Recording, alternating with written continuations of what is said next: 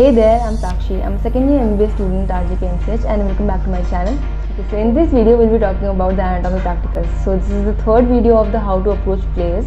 So if you haven't watched the other two videos, make sure you watch them as well. तो पहली video में मैंने बात करी थी एक बेसिक बैकबोन के बारे में, जिसके अराउंड आप अपने स्टडी रूटीन को या स्टडी शेड्यूल को फ्रेम कर सकते हो, किस तरह से आप कर सकते हो उन सारी चीज़ों के बारे में, और किस तरह से आप कोई भी चैप्टर या किसी भी सब्जेक्ट को आप पहली बार अप्रोच कर रहे हो तो कैसा आपका एक बेसिक अप्रोच होना चाहिए।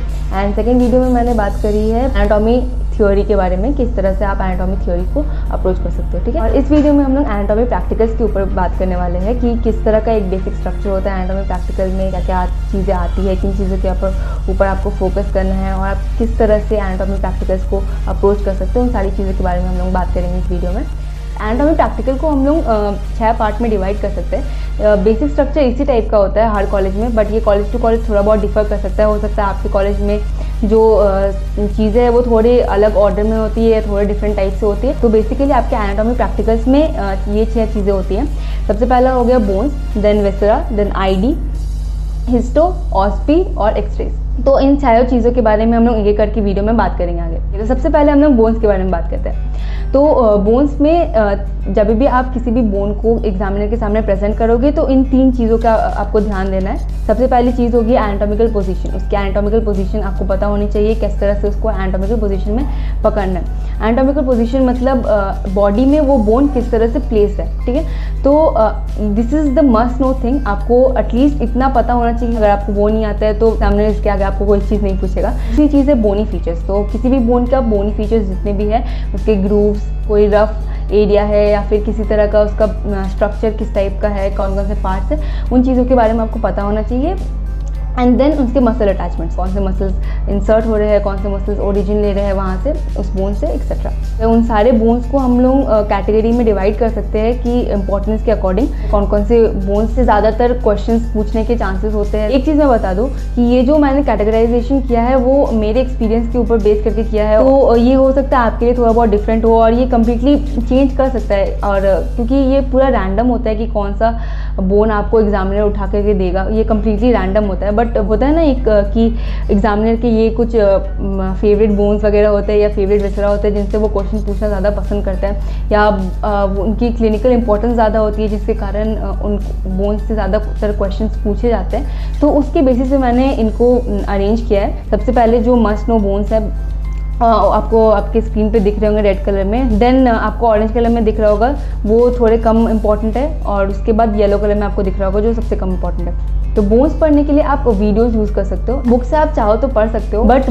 वीडियो से आप काफ़ी जल्दी किसी भी बोन को कवर कर पाओगे और मैक्सिमम चीज़ें वीडियोस में कवर होती है। ऐसे बहुत सारे वीडियोस आपको यूट्यूब पे मिल जाएंगे जिसमें कम्प्लीटली बोनी फीचर से लेकर के मसल अटैचमेंट सारी चीज़ें बता रखी होती है उन्होंने। तो बुक से जब आप पढ़ने जाओगे आपको एटलस लेकर के साथ में बैठना पड़ेगा, फिर लैंग्वेज पढ़नी है, फिर समझनी है, और फिर आप एटलस देख करके पढ़ोगे। इससे काफ़ी आसान एक तरीका हो सकता है कि आप वीडियोस यूज़ करके पढ़ो। वीडियोस में आपको बोन्स में दिखा के वो पढ़ाते हैं कि कैसे कैसे कहाँ पे क्या फीचर है बोन्स के, क्या स्ट्रक्चर्स है, क्या पार्ट है वगैरह वगैरह, और किस तरह से मसल अटैच है। तो सारे बोन्स जो है उन सारी बोन्स में वो जो 3 चीज़ें मैंने बताई उन 3 चीज़ों के ऊपर आपको ध्यान देना है। बट कुछ बोन्स है जिनके मसल अटैचमेंट्स इंपॉर्टेंट है, कुछ बोन्स है जिनके बोनी फीचर ज़्यादा इंपॉर्टेंट है। तो उसके बारे में बता दो थोड़ा सा। जो सुपेक्स इनफेक्स के बोन्स है उसमें muscle attachment, nerve supply, action वगैरह ज़्यादा इंपॉर्टेंट आते हैं। देन एब्डोमेन के जो बोन्स है उसमें मसल अटैचमेंट, फास्चर अटैचमेंट, ये सारी चीज़ें इंपॉर्टेंट होती है। एंड हेड एंड नेक के जो बोन्स है उसमें बोनी फीचर्स जो है वो ज़्यादा इंपॉर्टेंट है। बट सारी चीज़ों का ही आपको नॉलेज होना चाहिए, बट ये सारी चीज़ें जो है वो थोड़ा ज़्यादा इंपॉर्टेंट है, ठीक है। तो जैसे सुपेक्स और इनफेक्स के बोन्स हो गए और जो एब्डोमेन के बोन्स हो गए, इनके जो मसल अटैचमेंट है वो बहुत ज़्यादा इंपॉर्टेंट है, क्योंकि उनसे मेनली ऐसे क्वेश्चन आते हैं कि कौन से मसल उसमें उससे ओरिजिन कर रहे हैं, कौन से मसल उसमें इंसर्ट हो रहे हैं। हेड एंड नेक के जो भी बोन्स है उनका एटलीस्ट आपको बोनी फीचर पता होना चाहिए। अगर आपको मसल अटैचमेंट इतने अच्छे से नहीं भी पता है कोई प्रॉब्लम नहीं है, बट बोनी फीचर्स आपको अच्छे से पता होनी चाहिए, और उनके जो रिलेशन है, मतलब कौन से नर्व वहाँ से जा रहे हैं। जैसे हेड एंड नेक में मैंडिबल इज़ वेरी इंपॉर्टेंट।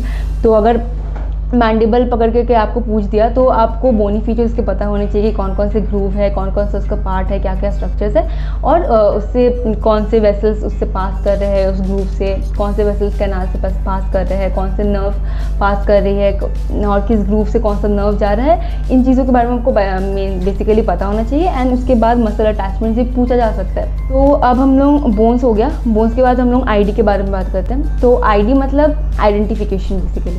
तो इसमें कैडेवर रहेगा, कैडेवर का कोई पार्ट एक एक्सपोज रहेगा और वहाँ पे फ्लैग्स लगा दिए रहेंगे और आपको वो चीज़ आइडेंटिफाई करनी होगी कि वो कौन सा स्ट्रक्चर है। हो सकता है किसी आर्टरी के ऊपर वो फ्लैग लगा हो तो आपको आइडेंटिफाई करना है कि वो कौन सी आर्टरी है। देन उससे कुछ रिलेटेड क्वेश्चंस होंगे कि ये आर्टरी किसको सप्लाई करती है, ये आर्टरी का क्या क्लिनिकल फीचर है, ऐसा कुछ। बेसिकली इसमें ऐसा कुछ नहीं है कि कौन सा ज़्यादा इंपॉर्टेंट है, कौन सा कम इंपॉर्टेंट है, आपको कुछ भी आ सकता है इसमें। कॉलेज जो है वो आपको थोड़ा बहुत इंपॉर्टेंट चीज़ों के बारे में बता देते हैं। जैसे हमारा जब प्रैक्टिस हो रहा था प्रैक्टिकल का, उनमें हम लोगों को बता दिया गया था, मतलब एक लिस्ट दे दी गई थी कि जैसे सूपेक्स से ये सारी चीज़ें ज़्यादा इंपॉर्टेंट है, इसके ऊपर आप थोड़ा ज़्यादा अच्छे से ध्यान देना। देन इनफेक्स के ये इंपॉर्टेंट है, एब्डोमेन के ये इंपॉर्टेंट है, ये नर्व वेसल वगैरह इंपॉर्टेंट है। तो वो आपको कॉलेज में बता देंगे टीचर्स, या पढ़ाते वक्त भी वो बता देंगे। तो इसमें ऐसे कोई फिक्स्ड चीज़ नहीं है कि यही ज़्यादा इंपॉर्टेंट है, यही इन्हीं से क्वेश्चन आ सकता है, ऐसा कुछ नहीं है। आइडेंटिफिकेशन में कहीं से भी क्वेश्चन आ सकता है। तो आपको बॉडी का जो भी स्ट्रक्चर्स है, बोन्स, मसल, नर्व वगैरह, जब भी आप एनाटॉमी पढ़ रहे हो तो एटलस लेके अगर आप बैठ करके पढ़ते हो तो आपको आइडिया रहेगा कि कौन से एरिया में कौन सा मसल हो सकता है। बहुत बार ऐसा होता है जो आपको कैडेवर मिलेगा उसका स्ट्रक्चर, उसका जो कंडीशन है वो अच्छा नहीं भी हो सकता है। मान लो अगर आप फर्स्ट बैच हो प्रैक्टिकल्स के वक्त, तो उस दिन बॉडी फ्रेशली काटी हुई होगी, तो उस दिन जो बॉडी का जो कंडीशन होगा वो बहुत अच्छा होगा। तो आपको सारी वेन, नर्व, आर्टरीज, मसल्स वगैरह बहुत अच्छे से दिखेंगे, बहुत क्लियरली दिखेंगे, और आप उसको आसानी से बता पाओगे भी वो आर्टरी है या फिर नर्व है, वो चीज़ आप अच्छे से आइडेंटिफाई कर पाओगे। बट अगर आपका जो बैच है उसका प्रैक्टिकल लेट से है तो बॉडी थोड़ी बहुत ख़राब होने लग जाती है, डिग्रेड करने लग जाती है, तो आपको जो स्ट्रक्चर्स है वो इतने अच्छे से नहीं दिखेंगे। तो इसमें आपको, अगर आपकी थ्योरी क्लियर है कि आपको पता है कि मीडियल टू लैटरल ये स्ट्रक्चर्स होते हैं इस एरिया में, आपको मार्क कर दिया गया कि ये नर्व या ये आर्टरी कौन सी है, ये मसल कौन सा है, तो आप इस तरह से बता पाओगे कि अच्छा मीडियल टू लैटरल ये स्ट्रक्चर्स होते हैं, तो ये मोस्ट प्रोबेबली ये स्ट्रक्चर होना चाहिए। नेक्स्ट हम लोग बात करते हैं विसरा के ऊपर। तो विसरा में आपको हो सकता है 2 विसरा पूछे या फिर 3 विसरा पूछे, जैसे हमारे केस में 3 विसरा पूछे गए थे। तो विसरा के लिए आपको 3 चीज़ों के ऊपर ध्यान देना है। सबसे पहले एनाटॉमिकल पोजीशन, आपको इसमें भी पता होना चाहिए कि कोई भी विसरा किसका एनाटॉमिकल पोजीशन क्या है, आपको एनाटॉमिकल पोजीशन में उस विसरा को पकड़ना आना चाहिए मेन। देन है आपको ग्रॉस फीचर्स, उसके ग्रॉस स्ट्रक्चरल फीचर्स क्या क्या है, एंड फाइनली उसके रिलेशंस। अब उससे पेरिटोनियल रिलेशंस भी पूछ सकते हैं या फिर उसके विसरल रिलेशंस भी पूछा जा सकता है। तो अब विसरा के लिए भी आप वीडियोस को प्रेफर कर सकते हो। तो अब हम लोग हिस्टोलॉजी के बारे में बात करते हैं। तो हिस्टोलॉजी में क्या है, बेसिकली आपको माइक्रोस्कोप में स्लाइड रख दिया जाएगा, आपको देख के बताना है कि आइडेंटिफाई करना है सबसे पहले कि कौन सी स्लाइड है वो। देन आपको उसके कुछ आइडेंटिफिकेशन पॉइंट्स लिखने हैं कि कैसे आपने आइडेंटिफाई किया कि वो ये स्लाइड है। एंड देन आपको हो सकता है कि आपको स्कीमेटिक डायग्राम बनाने के लिए बोला जाए। तो हिस्टोलॉजी के लिए आई वुड रिकमेंड कि आप जो भी स्लाइड्स आपको कॉलेज में दिखाए जा रहे हैं ना, तो उनके आप पिक्चर्स ले लो एंड उनका एक PDF बना के आप रख लो। क्योंकि अगर आप बुक्स वगैरह के जो डायग्राम्स वगैरह हैं उनको आप रेफर करोगे ना, तो रियल जो सिनेरियो उससे बहुत डिफरेंट होते हैं वो, मतलब वो इतने आइडियल होते हैं, और एक्चुअल में जो आप स्लाइड देख रहे हो ना वो बिल्कुल भी उस तरह से नहीं दिखेगा आपको, इतना आइडियल आपको नहीं दिखने वाला है। तो आप एग्ज़ाम में जाकर के अगर आपने क्लासेस की ही नहीं है प्रैक्टिकल, और आपको पता ही नहीं है कि एक्चुअल प्रैक्टिकली वो स्लाइड्स कैसे दिखती है, तो आप जाकर कंफ्यूज कर जाओगे कि बुक में तो आपने इस तरह का एक डायग्राम दिखा था और इस तरह का आपको दिख ही नहीं रहा है। अच्छा यही रहेगा कि आप जब भी आप लैब में आपको दिखाया जाए तो आप पिक्चर्स ले लो उसके स्लाइड्स के, एंड देन उनका PDF बना करके उन्हीं को रिवाइज करो, उन्हीं को देखो।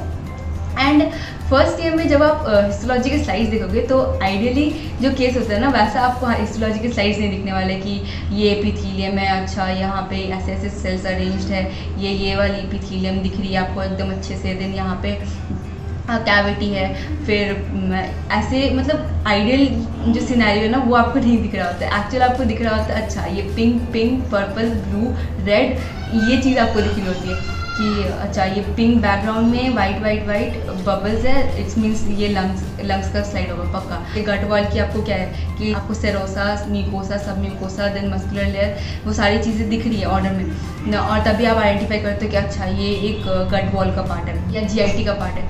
बट ऐसा एग्जैक्टली आपको हर स्लाइड में नहीं दिखने वाला है। तो मेनली जो मैक्सिमम स्लाइड्स आप फर्स्ट टाइम आइडेंटिफाई कर रहे हो वो इसी टाइप से करोगे, पैटर्न्स वगैरह देख करके, या फिर ब्लू, पिंक, पर्पल, रेड, ये सारी चीज़ें देख करके। बट इवेंचुअली जब आप देखने लगोगे स्लाइड्स वगैरह को फर्स्ट ईयर में, देन फर्स्ट ईयर की हिस्टोलॉजी में, देन सेकेंड ईयर पैथोलॉजी में, देन धीरे धीरे आप स्लाइड्स वगैरह देखोगे। At the end of this 4 years और 5 years आपको अब ये सारी चीज़ें समझ में आने लगी है ना। ऐसा हो जाता है आप एक स्ट्रक्चर को लेकर के बैठे हुए हो, सोच रहे हो कि ये कैसा स्ट्रक्चर है, बुक में भी नहीं समझ में आ रहा है क्या है नहीं है, ऐसा कुछ स्ट्रक्चर दिख रहा है मेरे को साइड में, और फिर साइड से लैब अटेंडेंट आकर बताते हैं कि बेटा ये ऐसा कोई स्ट्रक्चर नहीं है, ये सेक्शन ही गलत लिया हुआ है।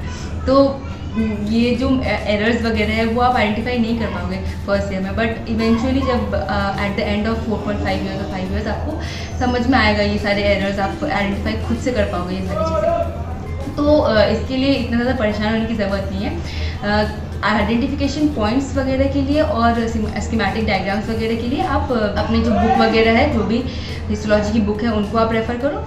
तो पहले हम लोग एक्सरे देख लेते हैं। तो एक्सरे में क्या है कि एक्सरे जो क्वेश्चन आते हैं वो इस तरह के आते हैं कि आपको एक एक्सरे दे रखी होगी और फिर आपको कोई स्ट्रक्चर पॉइंट आउट करके बता दिया गया होगा और पूछा गया होगा कि ये कौन सा स्ट्रक्चर है, देन उससे कुछ रिलेटेड क्वेश्चन, जैसे हो सकता है कि नी जॉइंट को मार्क कर दिया गया है और आपको पूछा गया है कि जॉइंट फॉर्मिंग बोन्स क्या क्या है, इसके क्या क्या फीचर है, इस टाइप के क्वेश्चंस आपको मिल सकते हैं। देन आपको ये पूछा जा सकता है कि ये जो एक्सरे लिया गया है वो उसका क्या व्यू है, वो राइट व्यू है इसमें या फिर लेफ्ट व्यू है या फिर एंटेरो पोस्टीरियर व्यू है, क्या कौन सा व्यू है। हो सकता है यूरेटर को मार्क करके आपको क्वेश्चन पुट कर दिए गए, तो आपको पूछा जा सकता है कि ये किस तरह की इमेजिंग टेक्निक है जिसको यूज़ किया गया है यूरेटर को देखने के लिए, क्योंकि यूरेटर तो आपको दिखता नहीं है, तो कैसे आपको इस इमेज में यूरेटर दिख रहा है। तो ऑब्वियसली किसी टाइप के डाई को इंजेक्ट किया गया है, जिसके कारण आपको इमेज में वो यूरेटर दिख रहा है। तो टेक्निक के बारे में पूछा जा सकता है, देन व्यू के बारे में पूछा जा सकता है, एंड देन कोई भी एक पार्ट को मार्क करके उसके बारे में रिलेटेड क्वेश्चंस पूछे जा सकते हैं। ठीक है, अब फाइनली हम लोग ऑस्पी के बारे में बात करते हैं। ऑस्पी में क्या है, बेसिकली डिफरेंट टेबल्स होते हैं, 15 to 20 टेबल्स होंगे,